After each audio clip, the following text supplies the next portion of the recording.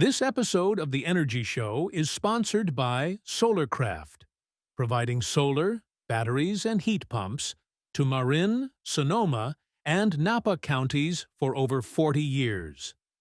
SolarCraft's 100% employee owners help our community step out of their carbon footprint and into saving money. Visit solarcraft.com. So, you want to save the world with clean energy? Make money doing it? Confused about the economic and technical realities of residential and commercial solar, batteries, heat pumps, EVs? Want the real-world scoop on new energy technologies, not manufacturer hype? Then tune in to the Weekly Energy Show, hosted by Barry Cinnamon. Insights from Barry's 40-plus years in the solar and energy industry will help you understand the future ways we'll generate and consume energy. And now, here's Barry.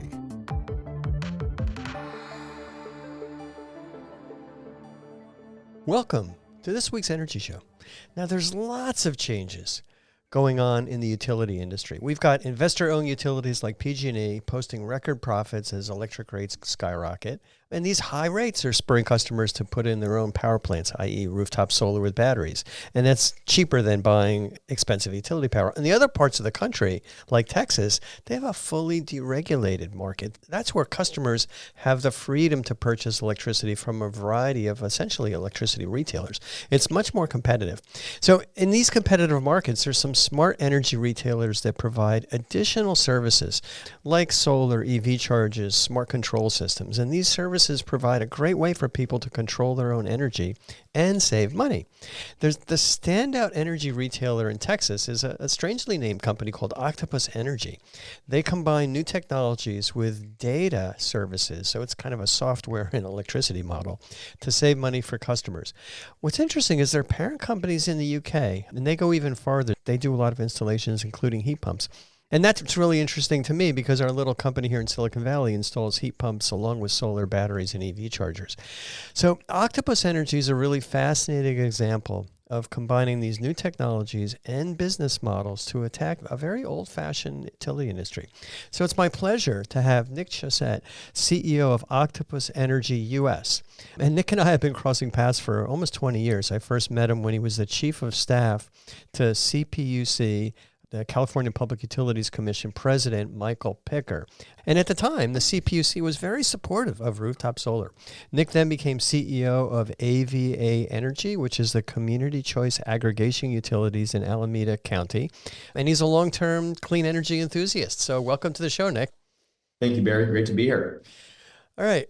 I just kind of gave a high-level background about the aspects of Octopus Energy. Could you give everybody more insight about the parent company worldwide and also what you're doing in Texas? Absolutely. So Octopus Energy Group is a global technology and consumer energy business.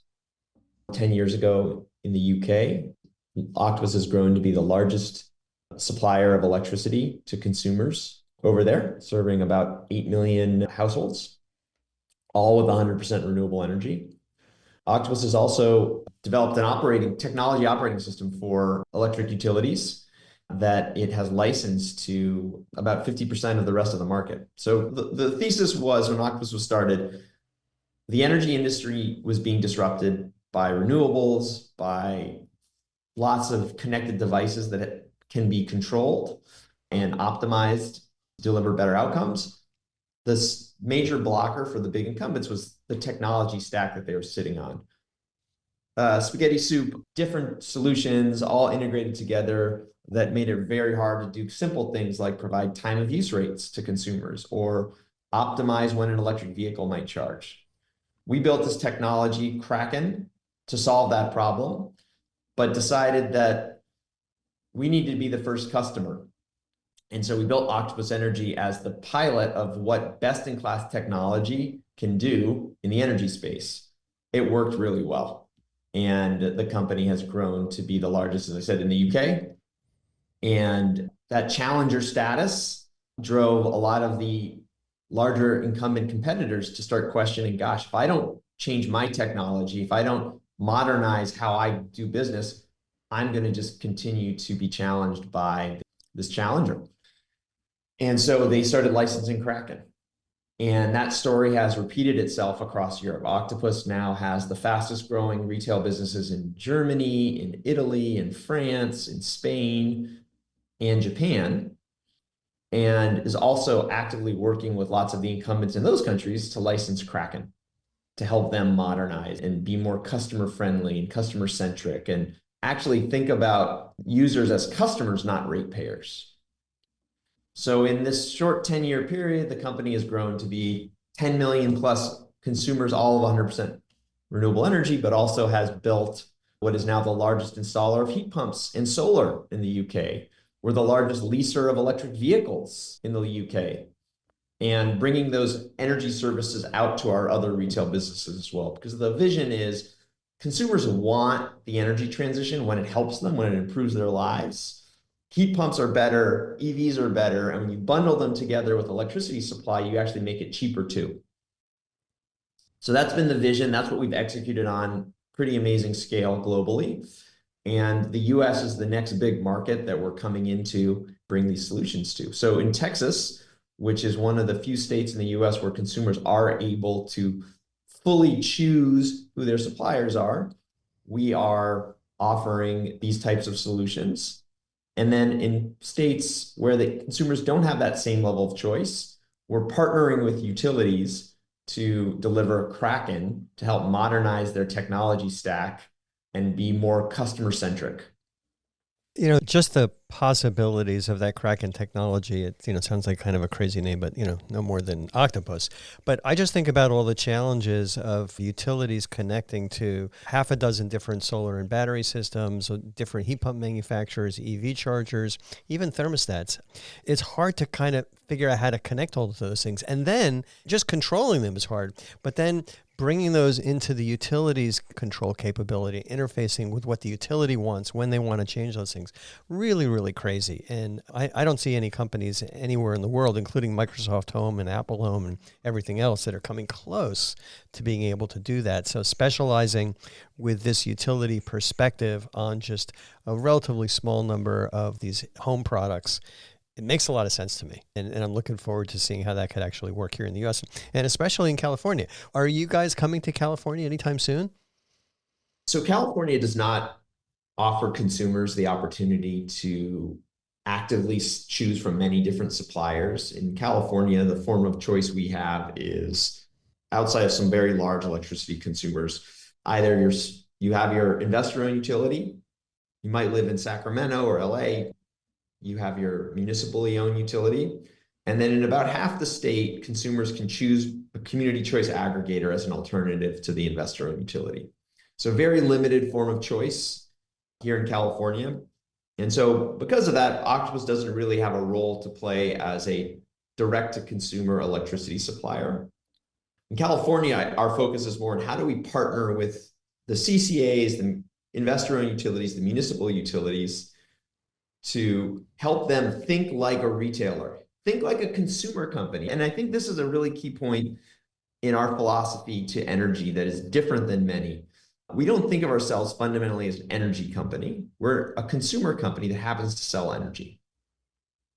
And when you think about yourself as a consumer company, then you think about consumer experience, you think about customer acquisition, you think about churn in a much broader way than being an energy company that happens to sell to consumers. Too many energy companies come from a world of being monopolies.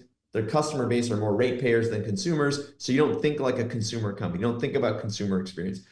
In a world we're going to where we have millions of devices, electric vehicles, solar and storage systems, thermostats, heat pumps that can be optimized to deliver lower cost to the consumer, that optimization needs to be opted into by the consumer. So for a utility in California, a CCA, they have to start thinking about things like customer acquisition costs, something, Barry, you've had to sort of live with as a solar installer. Like that's the key performance indicator, right, of a successful solar installer is like, what is my customer acquisition cost? Well, in a world where you have lots and lots of devices that can be flexed and create value for the consumer and the grid, you have to start acquiring these people and you have to give them consumer experiences that they want to participate in. And so that's what we're doing. We're bringing that consumer centricity and know-how in as a service to utilities and CCAs and municipal utilities here in California, and helping them to fundamentally change and improve the way they engage with consumers who have, say, an EV. I mean, you hit the nail on the head. A monopoly, whether they're regulated or not, doesn't really care about benefiting the consumer because the consumer's stuck buying from them. That's the definition of monopoly. And, I look at the way that the utilities, IOUs, investor-owned utilities, treat customers here, really around the country. We're the ones that you have to buy the electricity from. Yeah, we might be a little sympathetic to put to print the bills in bigger print, but that's about it. Very, very few benefits there. Now, when you kind of look at that utility interface, the only other company that I can think of that's kind of doing this is a company like, there's companies that connect DERs. And I can't remember when, but they're very utility focused. They're trying to provide these services and saying to utilities, hey, we'll allow you to connect to all these devices, but you guys are really doing it from more of a consumer perspective, making it fun and easy. And, that's where you got the cartoon octopuses on your website. Yeah, I mean, look, you think about the brand Octopus, which is our consumer-facing brand. It's really meant to be a brand that consumers can engage with and they see and they like. It's playful and fun. I think one of the fundamental dynamics you have with monopoly utilities, vertically integrated utilities, is they operate in a regulatory framework where actually engaging with the customers and being dynamic is really hard. Right? So if you say every 3 years I go out and I have a regulator that tells me that the bills have to look a certain way. If I'm a utility in California, I want to change my bill, I can't just do it. I have to go to my regulator and go through an 18-month process just to change like the font or a line item. How can you be responsive to like customer feedback if you operate in that regulatory construct? So I guess what I would say more, as much as anything, is I actually think a lot of utilities want to be more customer-centric. They just can't because they operate in a regulatory framework that does not allow them to be nimble. And being nimble is so critical when you want to be a customer-centric company. So we are coming at this as both a customer-centric company, but also a tech company. And I think the incumbent providers who they've typically worked with for virtual power plants and the management of flexibility have either been one or the other, right? They're either software companies that just sell software to utilities to connect devices. And so they might do a great job of, once the device is connected, controlling them. But the hard part is not controlling the device per se. The hard part is actually convincing thousands, tens of thousands, hundreds of thousands, millions of individual customers to connect their device. So you have the software vendors on one side who sell to the utilities, but don't solve the fundamental customer engagement challenge. And on the other end, you have consumer companies, rooftop solar companies who know how to engage with customers. You're talking to your customers every day, but you're not connected into that sort of technology, right? So in some sense, I'll let you comment, I won't say much on this, but like there's a real sort of competitive dynamic the utilities often have with the consumer-centric companies out there. They view them as competitors. And so that creates a challenge to sort of work closely together. We're trying to bridge the gap. We're trying to say, let us come in, let us work with you, utility, to deploy sort of a consumer-focused ethos and set of approaches on top of the Kraken technology. And at any point in time when you want to take this sort of consumer engagement over yourself, because maybe your regulator is giving you a little bit of more freedom, maybe you're feeling like I really now start to understand how do you engage with electricity consumers, we are happy to step away and let you take over the day-to-day operations of flexibility management. And that's a bit of a different approach, I'd say, than sort of the two incumbent types of providers in the space. Yeah, I agree with you totally about the difficulties for a utility with this, 18 to 36 month regulatory process to like change the font on a bill. And that would be nice for consumers and marketing to them in a nicer way that may be constrained by regulations. But boy, when it comes down to it, the utilities are, let's just say, disparaged and not particularly loved because they're charging a lot of money for electricity. And they have total control over that. But that I understand why, that they want to charge more because it reflects better on their profits. Within Octopus, what's the bigger driver for customers? Saving money going green or just, having a good experience and having fun?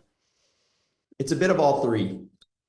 Customers want their energy to be affordable. It doesn't have to be the cheapest solution out there. That's what we find. We're not the cheapest provider in the market, but they feel like they're getting a good deal. They're being treated fairly. And I think that's a big part of it. Consumers want to feel like they're being treated fairly. So whether it's a competitive market or a monopoly environment, the utilities that get the best customer satisfaction are the ones where customers feel like they're being treated fairly. Here in California, case in point is SMUD. People feel like they're getting a fair price and they're getting good customer service. And guess what? SMUD is one of the most popular utilities in the entire US. So it's not necessarily because you're a retailer. It's really just being treated fairly, good price, and they want green, especially in a place like California, but even in Texas where we operate, customers want green. Now, they're not necessarily willing to pay massive premiums for that, but that's an important consideration. So that's what we try to bring. We try to bring delightful customer service, great user experience, a commitment to treat you fairly, not tease and squeeze you on price where we say if the price is one thing and then it changes, the next month. Do right by our customers. And you put all those things together and you get a loyal customer base, which doesn't necessarily exist typically in energy, but it does exist in plenty of other areas. People are loyal users of Apple, not because iPhones are the cheapest phones, but it's a good product. And you're going to get consistency and, it's delightful to use. And, I think we feel like energy can be like that if you do it right. Well, and Apple seems to have gotten its tentacles into so many things that we do. And maybe there's a UK-based company that's got a lot of tentacles too. So it makes sense for your business. How does rooftop solar and storage fit into Octopus Energy here in the US? So in Texas, we are very actively working with both installers and energy storage manufacturers to design energy products that help make the solar proposition that much more attractive. So we today have the best solar and storage rate in the state, and we're partnering with companies like Enphase and SolarEdge and their dealers and installation partners to go out there and co-market our retail electricity supply with solar and storage. So all that is to say, we really love solar and storage customers.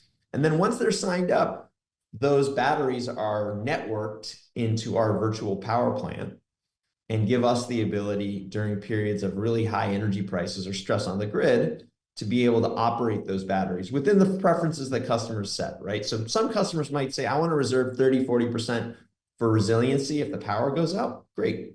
The rest of that 60% is what we have to play with for virtual power plant purposes. Here in California, it's a similar dynamic, but it's more focused on working with utilities who have hundreds of thousands of systems deployed out there that are not necessarily optimizing for the benefit of the grid to help deliver more grid value, but without impacting consumer utility. And I'll give you an example. So you install a solar and storage system on a residence in, say, Southern California, the time of use period where you get the most value for export or for self-consumption is, say, 4 p.m. to 9 p.m. Typically, that system is going to be set up to just start dumping power at 4 p.m. because that's what the beginning of the time of use period. There's no reason to wait until 5 or 6 or 7. It's just set it and forget it. But from the grid's perspective, gosh, 6, 7 p.m. is a much higher value period than 4 p.m. So shifting the battery's discharge from 4 p.m. to, say, 6 p.m. doesn't affect the value to the consumer because you're still during the high time of use period, but it's much more valuable for the grid. And so how do you engage with consumers and communicate to them that, hey, we want to change some of the basic operations of your storage system in a way that is going to have no effect on you, consumer. You bought this system with the idea that you're going to save 15, 20, 30% on your bill. We still guarantee that, but we're also going to create more benefits for the grid. And, there's a huge opportunity to do that. Hundreds of thousands of battery systems out there that are currently operating on this default mode that we think if we can move them to this more dynamic mode can be a win-win. Generally, I've had some experiences with virtual power plants, VPPs, and I haven't really been impressed with the value to the customer. To me, I look at it, the way the utilities are approaching this is it's a zero-sum game. And the utilities it's very obscure as to what the costs to the customer are. It's very easy to manipulate that for utilities to say, hey, you're going to get this VPP, you're going to get some money, don't worry about it. But I have customers pushing back and say, how come my battery gets drained by 70% every day from 4 to 6? And that's not what I was planning on. And I needed that energy to cool my home when I get home from work. And I'm even thinking about another VPP offering where the customers would get a $100 Visa gift card, but the utility would get to use that battery for 25 years, up to 35 times a year. So that's terrible from a customer's perspective. But if you can offer the customer more and make it clear what the mutual benefit is, then that zero-sum game turns out to be much more beneficial to the consumer. And I'd be happy to recommend these VPPs. Well, I mean, it's a scale question, right? So when you design your VPP with just the sort of grid utility in mind, you will get some participants, but it'll be a small number. So you'll get a lot of battery to control, but for over a small number of customers. So the total opportunity is actually small. When you actually put consumer utility first and you say, hey, consumer, you did not install this battery with the idea that you're going to be making money from the grid as sort of the primary opportunity. You did it to save money on your electric bill and for resilience, right? Or self-consumption from your solar and resilience. And so that's the thing that, we have to sort of maintain. And as long as we can maintain that promise, there is actually a fair amount of flexibility in, say, that time of use period. And so you're not going to experience any difference in sort of your consumer utility one way or the other. And then I can get maybe less total battery per customer, but in principle, every customer with a battery should want to participate because there's no effect. It's the similar dynamic with electric vehicles, right? When someone comes home, they plug their car in at 6 o'clock. What they want is the car to be ready to go the next morning.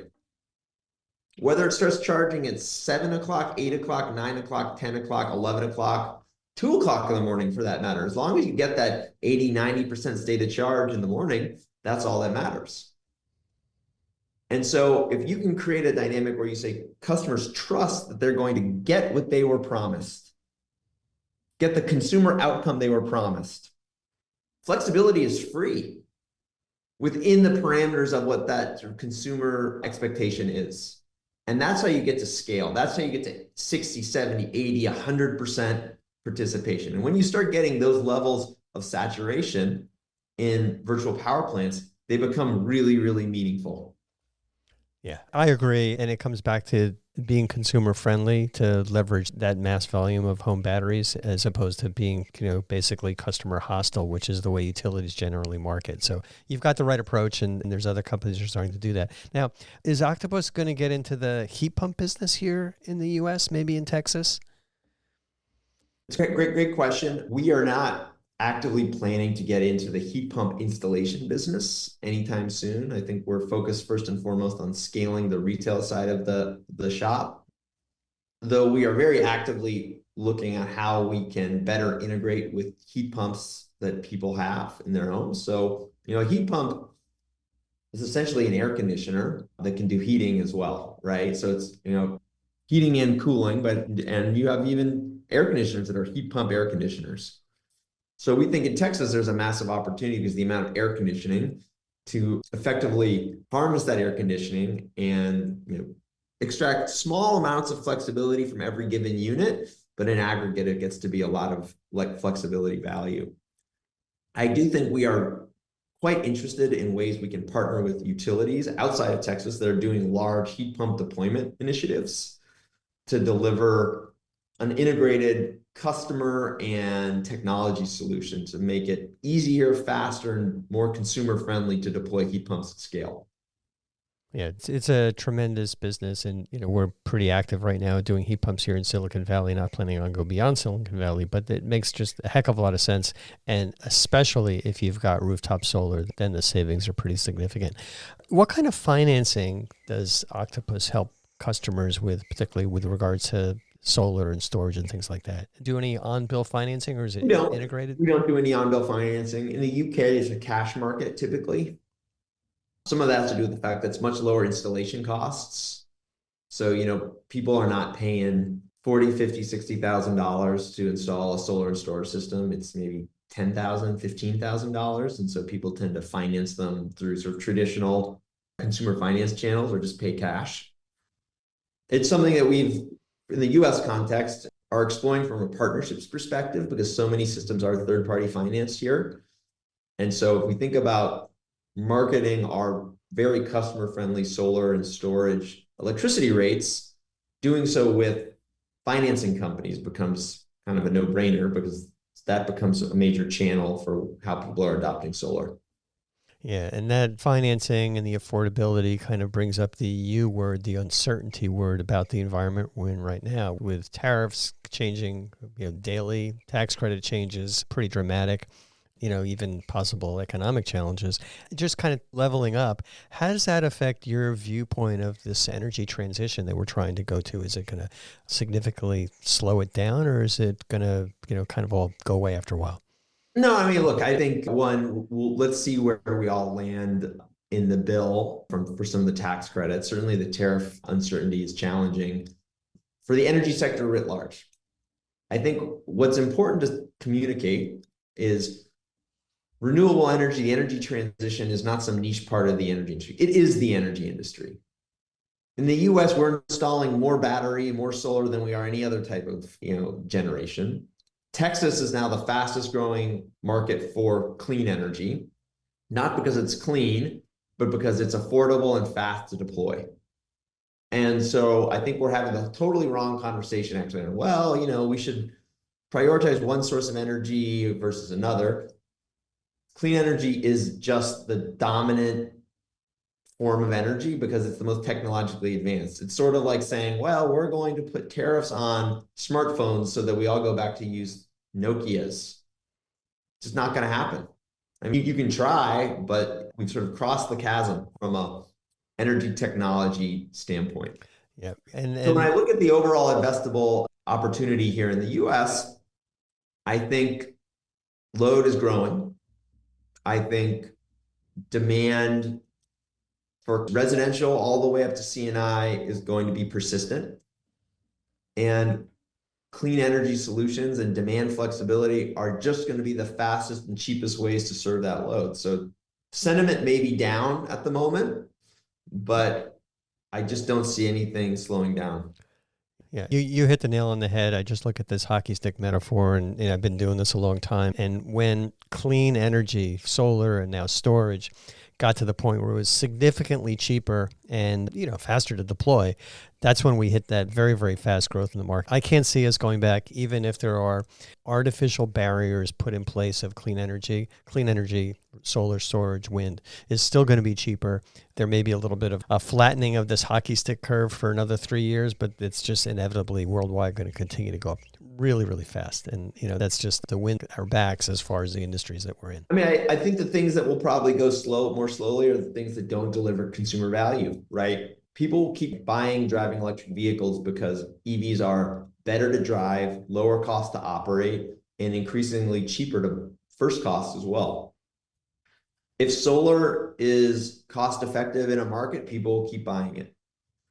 If heat pumps make sense from a total cost perspective market, people will buy heat pumps. I do think that there are some use cases for some of the technologies that are not market ready.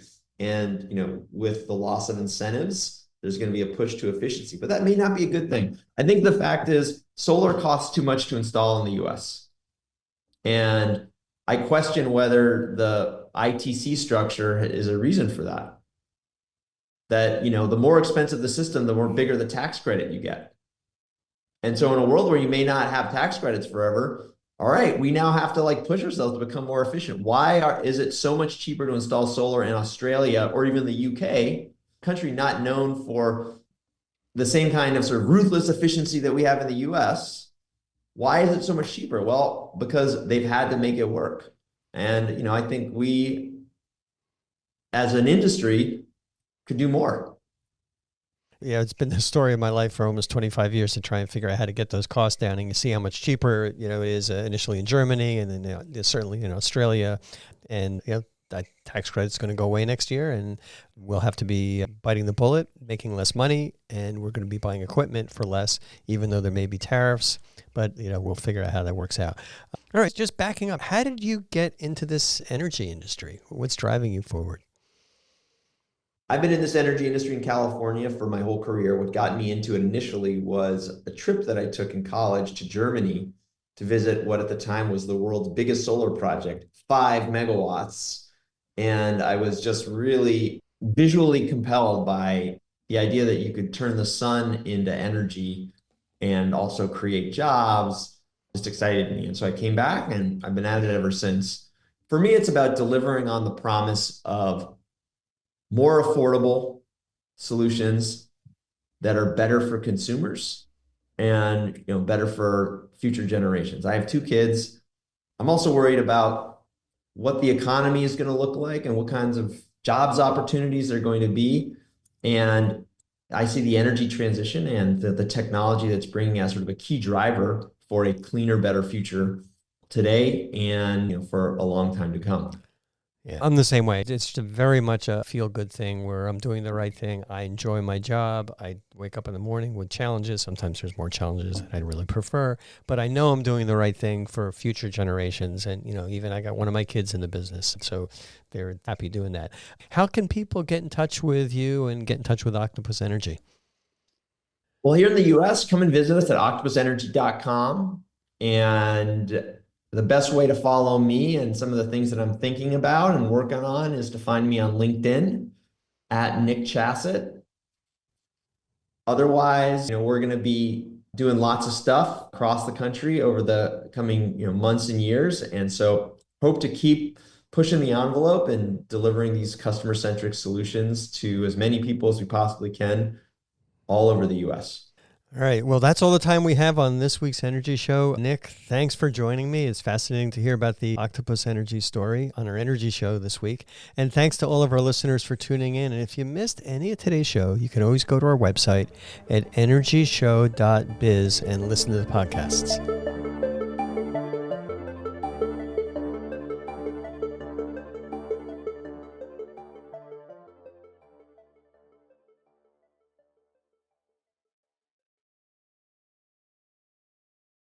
This episode of The Energy Show was sponsored by SolarCraft, providing solar, batteries, and heat pumps to Marin, Sonoma, and Napa counties for over 40 years. SolarCraft's 100% employee owners help our community step out of their carbon footprint and into saving money. Visit solarcraft.com.